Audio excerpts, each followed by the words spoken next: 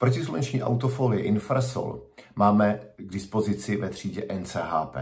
Je to vyšší řada nanokeramických protislunečních autofolií instalovaných samozřejmě z vnitřní strany.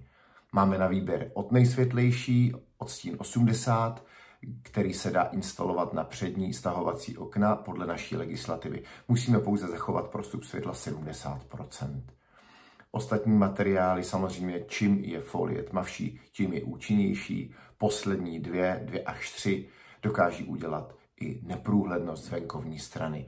Vy vidíte bez problémů vždy ven.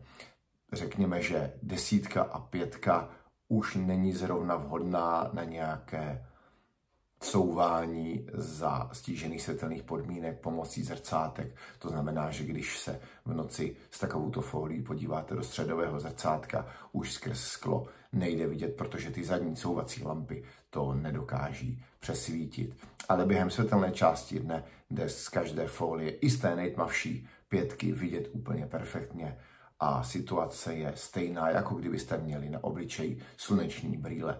To znamená, že vy vidíte krásně přes ně, ale oči vám vidět nejdou. Stejná situace je i potom ve vašem voze. Minimálně tedy s folií 10 a 5, ty dva nejtmavší odstíny dělají už i neprůhlednost.